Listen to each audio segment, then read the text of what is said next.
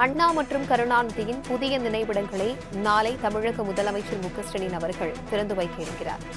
தொண்டர்கள் அனைவருக்கும் அழைப்பு விடுத்திருக்கிறார். இதுகுறித்தான கூடுதல் விவரங்களுடன் இணைகிறார் எமது செய்தியாளர் ஷெலினா. வணக்கம் ஷெலினா. நாளை நினைவிடங்கள் திறக்கப்பட இருக்கிறது.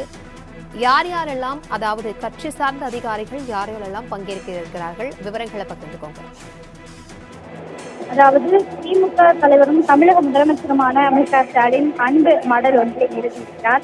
அதில் குறிப்பாக அலை அலையாய் தாலாட்டி அண்ணாவின் தலைமையிடமும் அதே போல தலைவர்களின் நினைவிடமும் கொண்டாட வேண்டும் என்று தற்பொழுது தெரிவித்திருக்கிறார். எத்தனையோ நிகழ்வுகளை நாம் பார்த்திருக்கிறோம். ஆனால் இந்த நிகழ்வு என்பது முக்கியத்துவம் வாய்ந்த நிகழ்வாகும். இதற்காக கடிதம் ஒன்றை எழுதுவதாக குறிப்பிட்டிருக்கக்கூடிய நிலையில் உங்களை போன்ற உணர்வுடன் அதே கடிதங்களை நான் எழுதியிருக்கிறேன் என்று முதலமைச்சர் மு.க.ஸ்டாலின் குறிப்பிட்டிருக்கிறார்.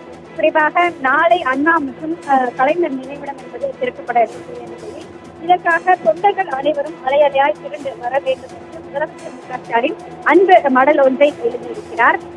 அதில் குறிப்பாக அண்ணாவால் உருவாக்கிய திராவிட முன்னேற்ற கழகம் என்னும் அரசியல் பேரியக்கம் என்பது மக்கள் பக்கம் நின்று அவர்களின் மனதில் குடியேறி இருப்பதாகவும், மாநிலத்தின் ஆட்சியை பிடித்திருக்கக்கூடிய இந்த அண்ணா நம்மை விட்டு மறைந்தாலும் தமிழ்நாட்டின் முதலமைச்சராக முத்தமிழறிஞர் கலைஞர் எதையும் தாங்கும் இதயம் என்ற தம்பி அண்ணா என்று குரலை கொடுத்திருப்பதாகவும், நீ இருக்கும் இடமே தேடி நான் வரும் வரையில் இதயத்தை வேண்டும் என்று தற்பொழுது குறிப்பிட்டிருக்கக்கூடிய நிலையில் அனைவரும் நாளை நடைபெற இருக்கக்கூடிய அந்த நிகழ்வில் கலந்து கொள்ள வேண்டும் என்றும், கூட்டணி கட்சி தலைவர்களுக்கு ஏற்கனவே அழைப்புதல் என்பது விடுக்கப்பட்டிருக்கிறது.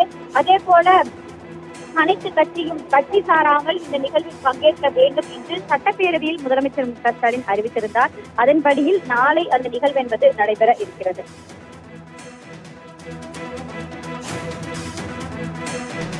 தகவல்களுக்கு நன்றி ஷெலினா.